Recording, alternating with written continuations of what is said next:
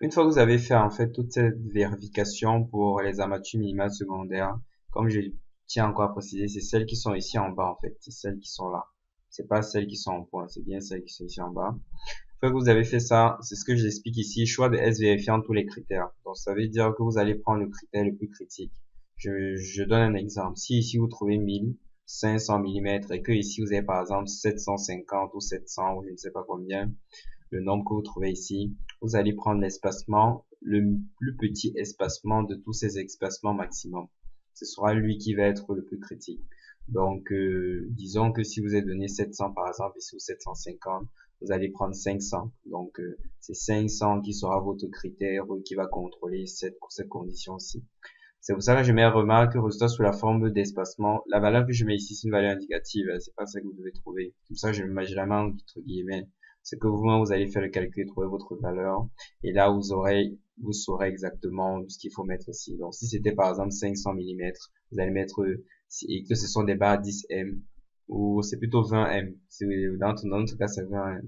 Donc, comme c'est des barres 20M, vous allez mettre 20M à 500 mm. C'est comme ça. Au moins, vous avez un résultat propre et correct. Bon, on passe maintenant à la suite. C'est l'étape 2. Donc ici, on vous demandait les armatures minimales. Là, on a séparé en armatures secondaires, donc celles-ci, et les armatures principales, donc vraiment celles qui vont résister dans cette direction. Pour celles qui résistent dans cette direction-ci, le critère est un peu plus sévère au niveau des armatures minimales. Donc on voit qu'au lieu de 5 HS, on a plutôt 3 HS. Donc c'est juste la différence ici. Donc vous faites 3 fois 200. Après, S, c'est toujours la même chose, 500 mm. Critère avec le AS-min, c'est la même subtilité, donc vous calculez la même chose, pareil, vous êtes le même résultat ici. Juste un truc qui se rajoute, c'est que maintenant, comme on est dans le cas des armatures qui vont résister, il y a un premier des choses, c'est que on va calculer le Z. Je sais pas si vous vous rappelez, mais à la fois dans votre cours et même dans cette plateforme, si on en a parlé de ce critère-ci. Donc vous pouvez aller dans ce module-là si vous voulez encore vous rappeler de quoi il s'agit, parce que j'avais détaillé ça en profondeur et je vous avais donné les différentes valeurs qu'on peut avoir. Ici, j'ai directement mis la valeur qui correspond à notre cas particulier. Le cas particulier dans lequel on étudie, c'est le cas où on a un plancher intérieur. Donc, plancher intérieur, ça veut dire que c'est une exposition intérieure. Du coup, on a un Z qui doit être plus petit que 32 000 newtons, divisé par des millimètres. Ça prend les choses. Ce critère-ci, c'était un critère qui nous permettait de vérifier l'ouverture des fissures. Donc, je vous avais expliqué vraiment dans ce chapitre-là, vous pouvez regarder sur la plateforme en détail pourquoi on le faisait de cette façon, on calculait pas une vraie ouverture des fissures. Donc, vous pouvez aller là-bas pour regarder. Bon, ici, donc, vous comprenez que ce dernier critère, c'est pour l'ouverture des fissures, et voici la démarche, en fait, qui en découle. C'est que le Z doit être plus petit que ça. Donc, ce qui fait que nous, on va trouver la limite alors en termes d'espacement qui fera que notre Z ne va jamais dépasser ce 30 newtons par millimètre. Pour le faire, qu'est-ce qu'on sait? On sait que Z vaut Fs. Fs, c'est la barre, la contrainte dans les armatures. Racine cubique de DC fois A. C'est cette formule-ci, c'est une formule du coup, vous pouvez la vérifier. Bon, pour calculer le Fs, il y a plein de méthodes. Et dans le chapitre sur l'ELS, j'en ai parlé. Donc là, je vais un peu aller directement à la méthode qu'on va utiliser. Celle qu'on utilise, la méthode simplifiée, qui dit qu'on prend Fs qui vaut 0.6 Fy. Donc là, c'est rapide. C'est la valeur de Fs. Le paramètre là, je l'ai pas assuré ici, mais le DC, c'est la position entre le centre de gravité des barres les plus tendues en bas et avec la face de la plus tendue. C'est vraiment cette distance là DC. Le A c'est 2DC fois S en fait, qu'il faut mettre. Donc, une fois que vous remplissez, vous calculez ça, vous voyez que l'espacement S intervient dans la valeur de A et vous pouvez, à l'air de ça, vous avez A qui vaut 2DC fois A, vous avez Fs qui vaut ceci, et dans cette équation, si vous pouvez alors isoler une nouvelle équation qui donne un critère sur S en fonction de 30 newtons par millimètre. Et en calculant tout ça, ça donne l'expression que j'ai mise ici là. Donc c'est tout ça que vous pouvez calculer. Vous pouvez vous-même refaire et vérifier si c'est bon ou pas. Donc c'est bien de connaître cette expression, ça vous permet d'aller plus vite et de directement dire ok, si c'était pas 30 000, c'était 20 000, j'allais qu'à modifier cette valeur-ci pour savoir quel était mon nouveau critère. Donc c'est vraiment une astuce, utiliser cette équation. Le DC, dans notre cas, comme vous avez juste donné H et D, vous avez juste à dire que DC c'est H moins D. Donc H moins le D, c'est nickel. Donc ça c'est bon pour cette partie. Une fois que vous faites ça, vous faites la même chose, choisissez le S vérifiant tous ces critères et écrire tout de cette forme-ci, 10M à 300 mm. Dans l'autre cas, vous allez prendre vos 20 et vous allez mettre à l'espacement qui gouverne tout ça. C'est-à-dire le minimum des espacements maximum. C'est ça que ça veut dire. Bon, maintenant, on va passer à l'étape, à la fin de cette question, c'est où, après avoir déterminé les armatures minimales, on vous demande de calculer la résistance requise. En gros, je vous explique l'idée de la question, c'est de dire, ok, j'ai ma dalle, je commence d'abord à la concevoir en prenant en compte que les dispositions minimales. Lorsque je prends ces dispositions minimales, quelle est la résistance de cette dalle en fait? Donc, c'est vraiment ça qu'on vous demande de faire. Pour le faire, c'est pas compliqué, c'est de dire, ok, c'est toujours un calcul MR comme on le connaît classique. La première des choses qu'il faut savoir, c'est calculer le AS. AS nécessaire, c'est la quantité d'armature totale dans votre section. Donc, il y a une quantité à un moment positif et à un moment négatif, bien sûr. Au début, étant donné qu'on a fait la disposition minimale, indépendamment de si on regardait en bas ou en haut, parce que le bras de levier est le même pour les barres du haut, on aura le même S. Ça, c'est la première des choses. Donc, le haut, c'est vraiment pour le haut qui est ici. Je parle pas du haut des armatures secondaires. Non, c'est pas la même chose. Je parle plutôt du haut des armatures principales, mais qui sont plutôt pour le moment négatif. C'est ça que je suis en train de dire. Bon, là, on aura le même S. C'est le S que vous avez pris précédemment. C'est ça, l'éducation précédente. Là, dès que vous voulez faire ça, vous calculez le AS. AS, c'est facile. À partir de cette équation, si je peux tirer que AS, c'est AB sur S. C'est petit s, bien sûr. AB, c'était 300 divisé par 500 mm. Ça me donne un résultat. Ça, vous allez trouver, il faudra multiplier par 1000 pour avoir vraiment votre résultat en millimètres carrés par mètre, par 1000 mm de largeur. C'est pour ça qu'on multiplie par 1000. Bon, une fois que vous avez ça, vous devez maintenant calculer le AB. Le AB, on l'a, il n'y a pas de souci. Une fois que vous avez ça, vous passez à l'étape suivante, c'est calcul de AB. Parce qu'on sait que dans l'expression de MR, c'est phi S, AS, FY, D moins A sur 2. On est à calculer le AS. Il faut calculer maintenant le A. Le A, c'est la profondeur de notre bloc de compression toujours. Donc, pour calculer le A, c'est facile, c'est toujours les mêmes formules qu'on voit au chapitre 1. Vous appliquez juste ça. Vous avez AS, vous venez de calculer. Vous avez FY, vous avez toutes les valeurs. Alpha 1, vous pouvez calculer. F', vous avez dans l'énoncé.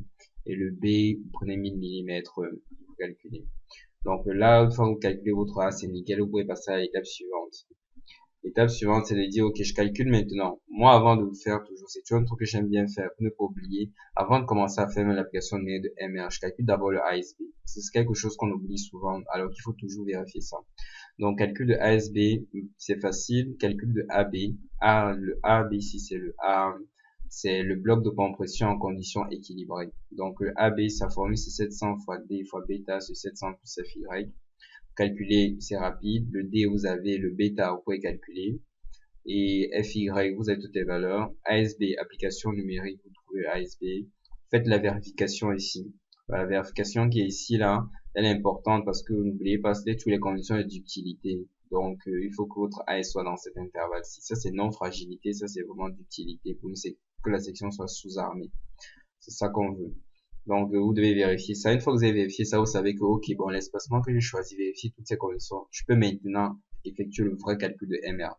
Parce que si ça ne vérifie pas ces conditions et que vous calculez MR, vous serez encore obligé de rechanger votre S, rechanger votre A, revenir encore calculer MR après. Donc, autant faire ça à la fin. Donc, vous calculez MR avec cette expression. C'est classique. Donc, bon, ici, il y avait juste une petite coquille que j'ai remodifiée rapidement. Donc, ici, c'est bien l'expression MR, FIS, AS, FY, D moins A sur 2, non D sur 2 moins A, comme vous avez pu voir. Donc là, c'est bien modifié l'expression. Bon, une fois que ce calcul de MR est terminé, donc du coup, vous avez répondu à la question petite, c'est complètement. On peut passer à la suite maintenant. D, c'est conception de la bande de poteau et bande médiane. Donc ici, dans cette question-ci, on veut que vous fassiez, grosso modo, un calcul d'effort et vous vérifiez si ça passe ou pas. Si ça ne passe pas, il faudra penser à optimiser, c'est-à-dire en termes d'armature, moment positif, moment négatif. Mais c'est pas dit explicitement, mais c'est ce qu'il faut savoir qu'il faut toujours faire, en fait. Bon, pour cela, là, on va passer, je vous invite toute une démarche, en fait, qui vous permet de savoir étape par étape ce qu'il faut faire. Bon, maintenant, la question des, donc voici alors la démarche dont je vous parlais, qui va vous permettre de comprendre exactement ce qu'on attendait de vous pour cette question. Ici, première des choses, il faut vérifier si on est effectivement dans le bidirectionnel.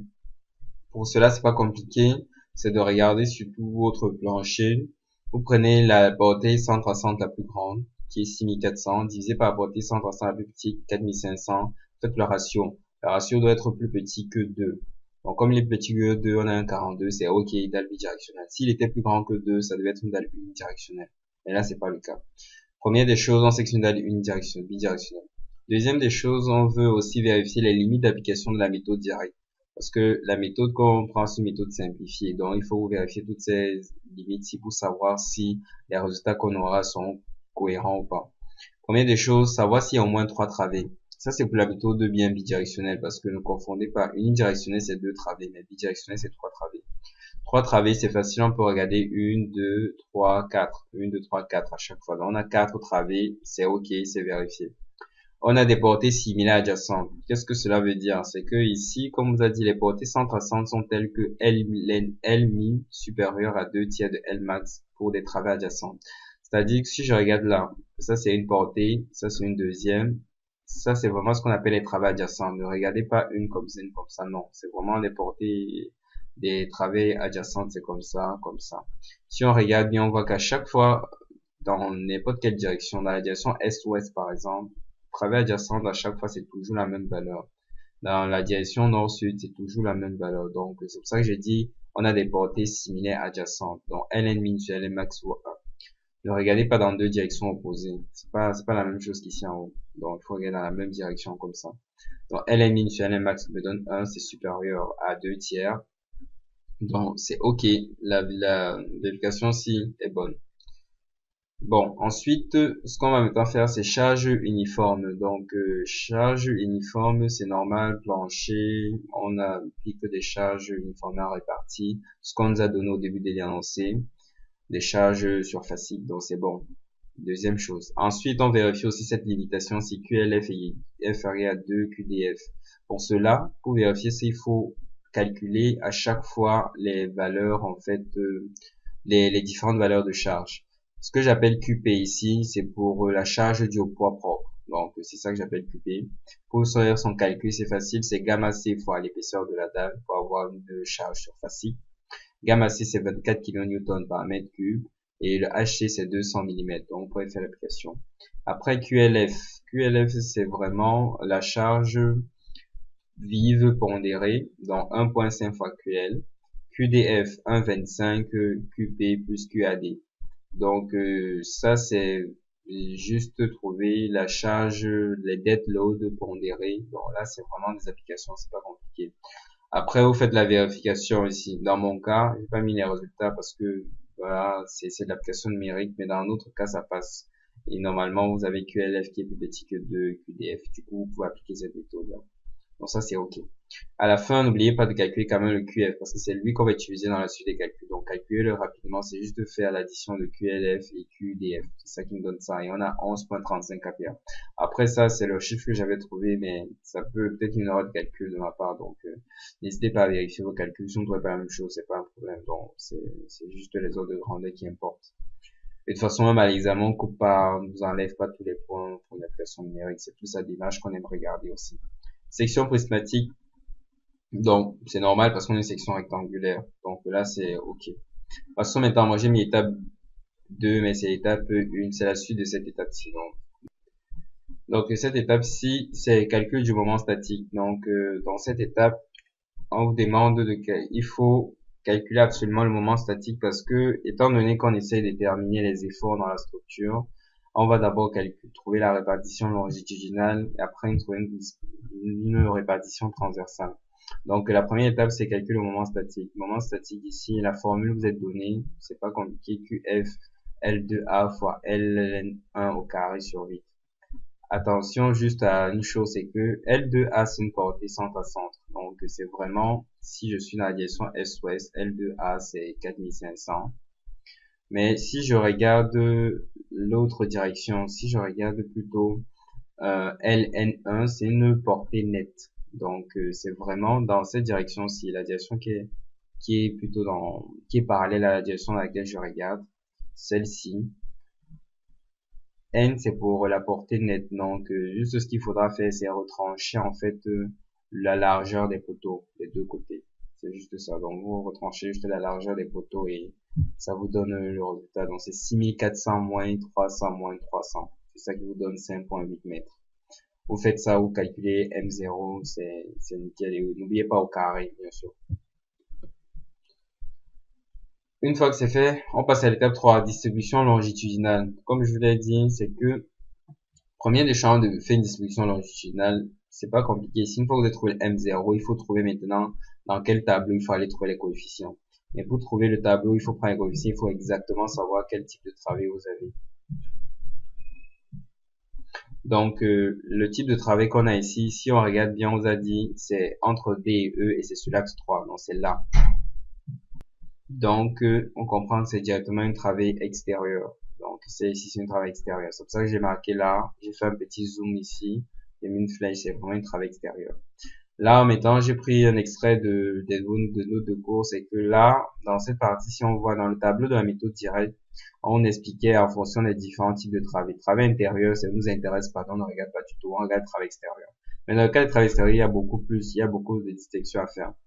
On vous dit déjà dalle avec côté extérieur sur appui simple ou non retenu. Donc, dalle avec côté extérieur sur appui simple ou non retenu. Donc, c'est ici, ça ressemble à ce que nous on a, pas du tout. Dalle sans poutre entre les appuis intérieurs. C'est ce qu'on avait dit au début, dalle sans poutre partout, notre plancher. Ici, dalle extérieure encastrée. Là, c'est pas toujours ce qu'on a dit dans l'instance. Du moins, il n'y a rien qui nous laisse présager ça. Donc, du coup, par défaut, ce qu'on choisit, c'est ce cas-ci, c'est le cas où c'est en vert. Donc, c'est vraiment dalle sans poutre entre les appuis intérieurs. Et ça nous donne un diagramme pareil. On prend ce diagramme-ci parce que notre extrémité est à droite et ça continue à gauche. Donc, à droite, c'est un moment négatif extérieur, moment positif ici et moment négatif là. Donc là, j'espère que vous avez compris le diagramme. Maintenant, pour connaître comment vous allez appliquer les coefficients de redistribution, c'est facile, c'est expliqué ici. C'est que si vous êtes dans le cas vert, il faut prendre 52% de M0 mettre au moment positif, 70% de M0 mettre au moment négatif à gauche et 26% de M0 mettre au moment au négatif à droite. Donc là, si vous faites ça, c'est nickel, ça vous donne le résultat final. Donc là, c'est bon pour la répartition longitudinale.